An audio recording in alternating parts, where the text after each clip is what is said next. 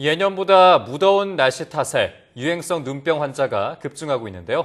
네, 어떤 증상이 나타나고 있는지 또 예방할 수 있는 방법에 대해서 전문가와 연결해서 자세히 알아보도록 하겠습니다.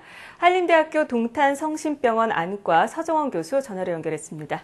교수님 안녕하십니까? 네, 안녕하세요. 네, 무더운 날씨가 계속되면서 눈병이 유행을 하고 있다는데요. 현재 병원을 찾은 환자의 수 얼마나 증가했습니까? 예, 질병관리본부에 따르면 6월 첫째 주 유행성 각결막염 환자 수는 1000명당 16.5명, 급성 출혈성 결막염 환자 수는 1000명당 1.6명으로 증가 추세에 있다고 합니다. 이는 전월 대비 30% 정도 증가한 수치로 실제 병원을 찾는 환자도 이와 유사하게 늘었습니다. 네, 전월 대비 30% 이상 증가했다 그러면 상당히 높은 추세인데 그렇다면 올해 유행하는 눈병의 특징은 무엇이고 또 어떤 증상이 눈에 나타나게 됩니까?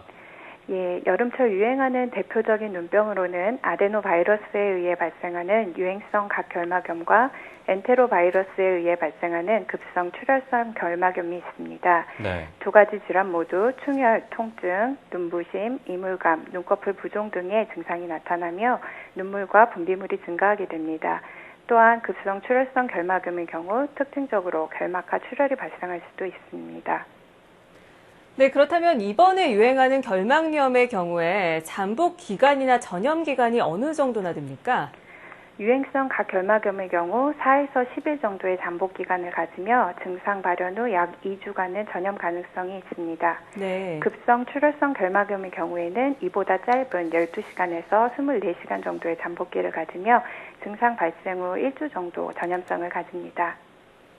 네, 그러니까 우리 눈병을 스스로 치료하기 위해서 식염수나 또 소금물을 사용하기도 하는데 이런 방법들이 눈에 해롭지는 않습니까?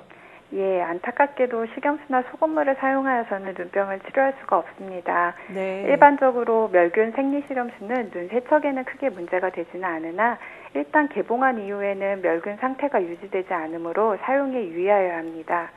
오염된 식염수를 사용할 경우 결막염을 악화시키고 2차 감염을 유발할 수도 있습니다. 소금물의 경우에는 가정에서 만들어서 사용하실 경우 농도를 정확히 맞추기가 어렵고 멸균 상태도 아니기 때문에 눈 세척에 사용하는 것은 바람직하지 않습니다. 네, 끝으로 생활 속에서 유행성 눈병을 예방하고 눈 건강을 지킬 수 있는 방법에 대해서 알려주시죠. 바이러스성 결막염은 접촉에 의해서 전염되므로 무엇보다 손을 철저히 씻는 것이 중요합니다. 네. 손으로 얼굴이나 눈 주위를 만지지 않는 것도 도움이 되고요. 또한 주위에 눈병 환자가 있다면 신체 접촉을 피하시고 수건, 비누 등을 따로 써야 전염을 막을 수가 있습니다.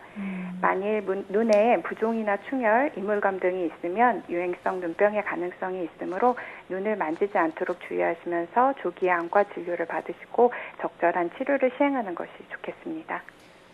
네, 알겠습니다. 지금까지 한림대학교 동탄성심병원 안과 서정원 교수와 함께 유행성 눈병의 증상과 예방법에 대해서 알아봤습니다. 오늘 말씀 고맙습니다.